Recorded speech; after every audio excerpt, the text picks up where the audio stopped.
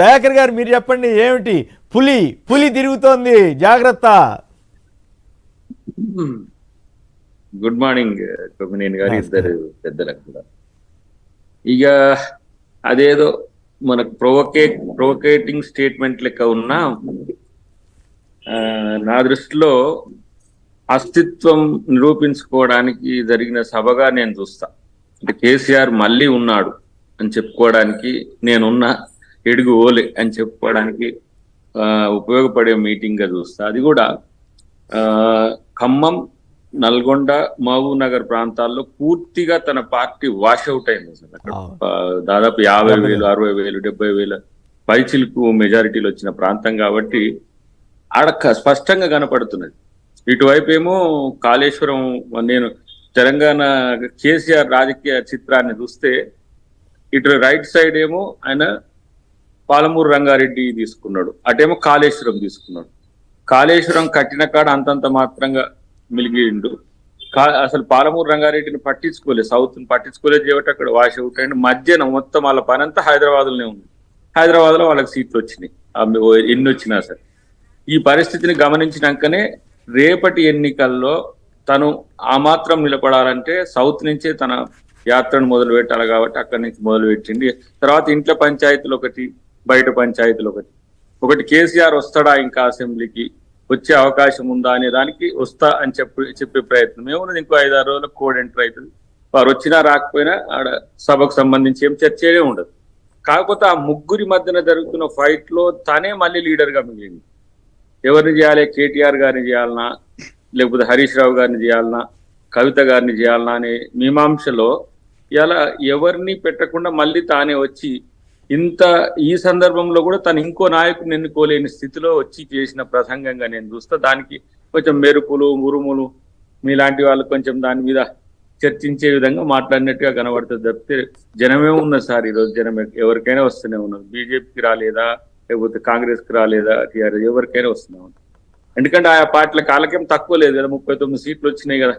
కానీ అక్కడ అసలు నల్గొండ ఒక్క సీటు తప్పితే మొత్తం కాంగ్రెస్ కైవసం చేసుకుంది. కానీ ఇక్కడ ఒక ఇంట్రెస్టింగ్ పాయింట్ ఏంటంటే అసెంబ్లీనా పార్లమెంటా కేసీఆర్ అనేది నాకు సంశయం ఉన్నది.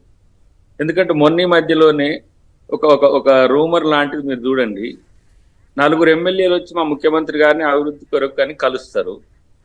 అది ఎవరో పంపించారు అనేది బయట వస్తుంది. అంటే ఏంది, నాయకత్వ ఆధిపత్యం కొరకు జరుగుతున్న ఒక మీమాంస వాళ్ళలో కనపడ్డది నాకు. తర్వాత ఉపనేతని కూడా ఎన్నుకోలేదు అనుకుంటా నాకు తెలిసి ఇంతవరకు అయితే.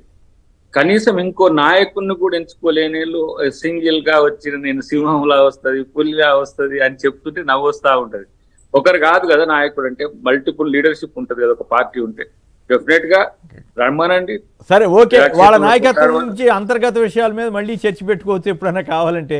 కానీ సన్నాసులు, దద్దమ్మలు, చవటలు ఏళ్తున్నారు. చివరికి అసెంబ్లీలో కూడా జనరేటర్ పెట్టుకున్నారు. కరెంటు ఎట్లా పోతోంది, నేనున్నప్పుడు ఎట్లా ఒక్క క్షణం కూడా పోకుండా ఇచ్చానా లేదా అని జనాన్ని అడిగితే అది మీరు డిఫెన్స్ లో పడినట్లుగా. 3,600 రోజులు పరిపాలించినోడు 60 రోజుల మీద కామెంట్ చేస్తే నవ్విపోదురు గాక. అదే అసెంబ్లీలో జనరేటర్ గతంలో మామూలుగా ఉంటుంది, ఎప్పుడన్నా అప్పుడు కూడా గతంలో కూడా ఎప్పుడన్నా 1 నిమిషం పోతే వెంటనే వచ్చేది. కానీ మీరు జనరేటర్ బయట నుంచి తీసుకొచ్చే పరిస్థితి ఎందుకు వచ్చింది? జనరేటర్ సార్ 61 మీకు అదగపడ్డది కానీ 61,000 కోట్ల అప్పులు కనపడలే మీకు. 61,000 కోట్లు అప్పులు చేసి ఆయన ఏం చేశాడో జనానికి అవసరం లేదు. కరెంట్ ఇచ్చాడా లేదా అన్నది పాయింట్. మీరు వచ్చిన తర్వాత కరెంట్ కోతలు మొదలయ్యాయనేది ఆయన అభియోగం. తెలంగాణను తెగనమ్మి కరెంట్ ఇస్తే పోద్దా? ఓకేనా? అట్లా ఎట్లనండి మరి. నేనే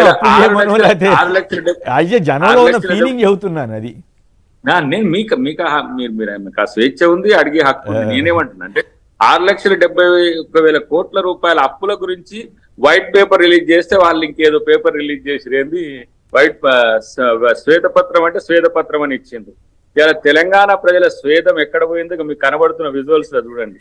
1,49,000 కోట్ల ప్రాజెక్ట్ అది, ఇప్పటికి 95,000 కోట్లు ఖర్చు పెట్టిండ్రు. ఇంకా పూర్తి కాని ప్రాజెక్ట్ అది. దాంతో తెలంగాణ 1,00,00,000 ఎకరాలు ఇస్తామని చెప్తున్నారు.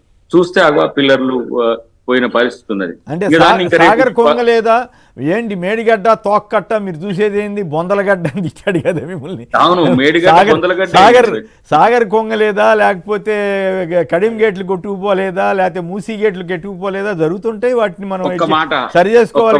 మీరు అసలు నీళ్ళే ఇవ్వట్లేదంట కదా రైతులకి అక్కడ లిఫ్ట్ చేసి. ఇప్పుడు ఏడ కాళేశ్వరంలా ఎక్కడ ఎక్కడ లిఫ్ట్ చేయాలి? మేడిగడ్డ 3 బ్యారేజీలు ఇప్పుడు వయబుల్లో లేవు.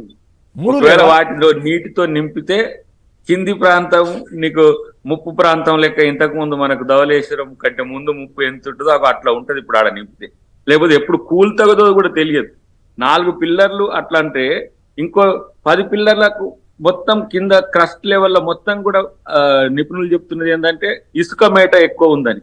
మరి ఏ పరిస్థితుల్లో ఆ రిపోర్ట్ వస్తుంది? ఇప్పుడు అసెంబ్లీ సాక్షిగా ఉత్తమ్ గారు పూర్తి వివరాలు చెప్తారు. కానీ చేసిన పని కనబడుతుంది. 4 సంవత్సరాలకు నాగార్జున సాగర్ కుంగిపోతే ఇప్పుడు 60 సంవత్సరాల నుంచి ఎట్లా నీళ్ళు ఇస్తున్నారు సార్?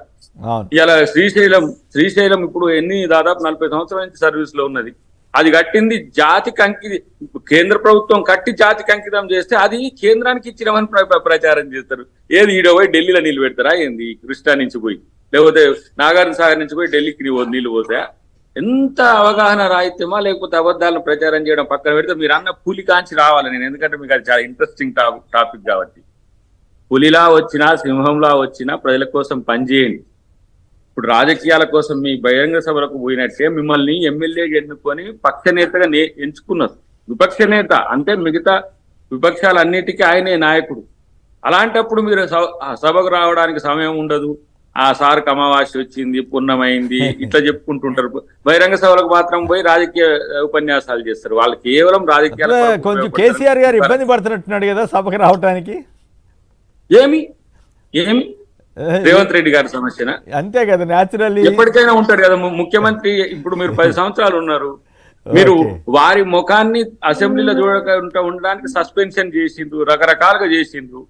కొంతమందిని అయితే ఏ విధంగా టెర్మినేట్ చేసిందో చూసినాం. రాను అని చెప్పండి, ఇంకో నాయకుని ఎన్నుకోండి, పోండి రాజ్యసభకో లేకపోతే ఇప్పుడు ఎంపీ ఉన్నది దానికి ఒప్పుకోండి. కేంద్రంలో ఎట్లాగో మోడీ గారు మీతో కలిసే ఉంటారు. పులిని ఏం చేస్తారు చెప్పండి ఫైనల్ గా? పులిని ఏం చేస్తారు? ఏమంటారు? పులిని ఏం చేయబోతున్నారు? నిజంగా మీ దగ్గర బోను పులి ప్రజలతో సంబంధం లేకుండా అడవులే తిరుగుతుంది కాబట్టి మనకు సమస్య లేదు. ఏమో మీరు రేవంత్ గారు అన్నారు కదా నా దగ్గర బోన్ ఉందని, మీరేమో అడవుల్లో తిరిగేస్తారంటున్నారు. కాదు, అది ఒకవేళ తప్పు చేస్తే బయటకు వస్తే తప్పనిసరిగా దానికో బోన్ ఉంటది. కానీ ఇప్పుడు అది తిరుగుతున్నది అడవిలనే కదా, మనసులో ప్రమాదం, సభకు వచ్చేది లేదు, ఏమీ లేదు కదా.